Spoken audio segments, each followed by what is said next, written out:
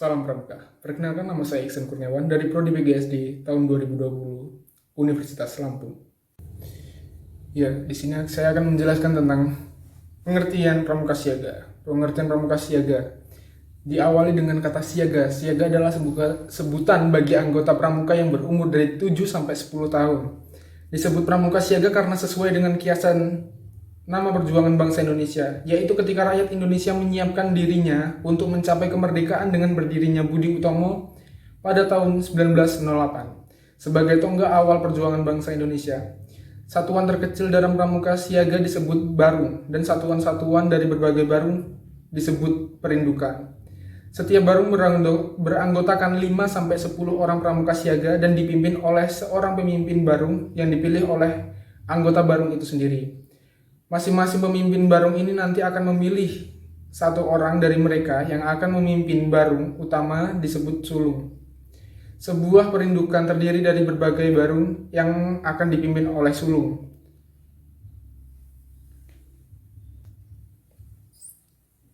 Kehidupan siaga masih berkisar di seputar keluarga yang ada ayah dan ibu.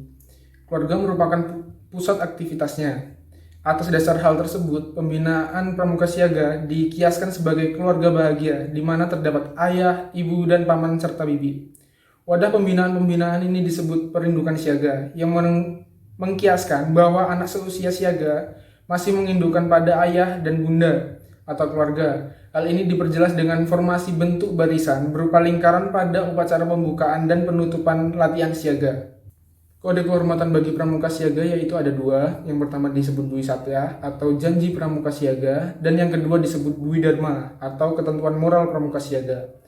Dwi Satya sendiri berisikan, demi kehormatanku, aku berjanji dan akan bersungguh-sungguh menjalankan kewajibanku terhadap Tuhan, negara kesatuan Indonesia, dan mengikuti tata krama keluarga. Dwi Dharma berisikan, siaga berbakti kepada ayah dan ibundanya, siaga berani dan tidak putus asa. Dua kode kehormatan yang telah saya sebutkan adalah standar moral bagi seorang pramuka siaga dalam tingkah laku di masyarakat. Jadi, kalau ada seorang pramuka siaga yang tingkah lakunya tidak sesuai dengan standar moral ini, dia belum bisa disebut pramuka siaga seutuhnya. Satuan dalam pramuka siaga. Satuan terkecil dalam pramuka siaga disebut barung, dan satuan terbesarnya disebut perindukan. Sebuah barung beranggotakan paling banyak 10 orang pramuka siaga dan dipimpin oleh ketua barung yang dipilih oleh barung itu sendiri. Masing-masing ketua barung ini nanti akan memilih satu orang dari mereka yang akan menjadi pemimpin barung utama yang disebut sulung. Sebuah perindukan terdiri dari beberapa barung yang akan dipimpin oleh sulung itu tadi. Pembina pramuka siaga putra dipanggil Yanda dan pembina siaga pramuka putri dipanggil Bunda. Pembantu pembina pramuka siaga putra dipanggil Pak Cik dan pembantu pembina pramuka putri dipanggil Buci. Bentuk barisan dalam upacara siaga adalah lingkaran dengan pembina berada di tengah lingkaran. Ini mengandung filosofi bahwa cara pandang pramuka siaga yang masih terfokus pada satu titik. Tingkatan dalam pramuka siaga. Dalam pramuka siaga ada 3 tingkatan, yaitu yang pertama, mula. Dalam Kamus Besar Bahasa Indonesia, kata mula dimaknai sebagai asal, awal, pokok asal. Yang paling awal, yang dahulu sekali, waktu atau tempat keadaan yang menjadi pangkal. Karenanya kemudian Gerakan Pramuka Indonesia menjadikan kata ini sebagai sebuah nama tingkatan pertama dalam syarat-syarat kecakapan umum pramuka siaga. Hal ini mengandung filosofi bahwa saat pramuka siaga sebagai golongan pramuka yang paling kecil mencoba menyelesaikan syarat-syarat kecakapan umum pramuka siaga mula, diibaratkan sebagai awalan atau pangkal dari proses pendidikan kepramukaan yang diharapkan menjadi dasar yang kuat bagi kehidupan peserta didik di kemudian hari. Untuk mencapai tingkatan siaga mula, calon siaga harus memenuhi syarat-syarat sebagai berikut. Baik, Anda bisa baca sendiri nanti.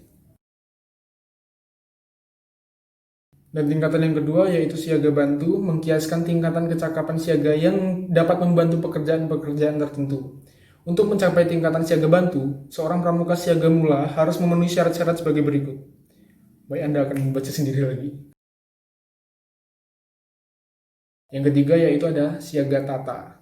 Mengkiaskan tingkat kecakapan siaga sudah diikut sertakan untuk menata karya kesiagaan. Siaga tata adalah tingkatan ketiga atau terakhir dalam syarat-syarat kecakapan umum satuan pramuka siaga setelah siaga mula dan siaga bantu. Pramuka siaga yang telah menyesuaikan SKU, siaga tata dapat mengikuti pramuka Garuda untuk golongan pramuka siaga. Untuk mencapai tingkat siaga tata, seorang pramuka siaga bantu harus memenuhi syarat-syarat sebagai berikut. Saya tampilkan. Tingkat kecakapan umum atau yang biasa disingkat TKU untuk siaga terbentuk sebuah janur atau yang disebut mancung, yakni bunga pohon kelapa yang baru tumbuh. Kelopak bunga diletakkan miring, menggambarkan bunga kelapa yang selalu memperlihatkan sudut miring terhadap batang pohonnya. Mengibaratkan keterikatan pramuka siaga dengan keluarga dan orang tuanya.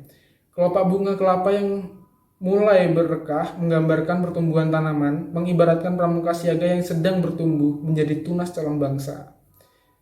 Tanda kecakapan khusus. Selain kecakapan umum, siaga dipersilahkan untuk mengambil kecakapan khusus yang sesuai minat dan bakatnya. Secara umum, syarat kecakapan khusus ada tiga tingkatan, yakni purwa, madya, dan utama. Tanda kecakapan khusus atau TKK, pramuka siaga berbentuk segitiga sama sisi dengan panjang masing-masing 3 cm dan tingginya 2 cm. TKK dapat dipasang di lengan baju sebelah kanan membentuk setengah lingkaran di sekeliling tanda keluarga dengan puncak menghadap ke bawah sebanyak 5 buah. Selanjutnya ada kegiatan pramuka siaga. Kegiatan pramuka siaga atau pertemuan yang diususkan bagi pramuka siaga adalah Pesta Siaga. Pesta Siaga merupakan pertemuan pramuka siaga dalam bentuk perkemahan besar selama 1 hari tanpa menginap dengan berbagai kegiatan seperti permainan bersama, terus pameran siaga, pasar siaga, dharma wisata, pentas seni budaya, karnaval, dan lain-lain. Pesta siaga dapat dilaksanakan di tingkat koordinator desa, kuartir ranting, kuartir cabang, korwil. Dan selanjutnya ada upacara pembukaan penutupan latihan perindukan siaga. Yang satu yaitu upacara pelatihan perindukan siaga.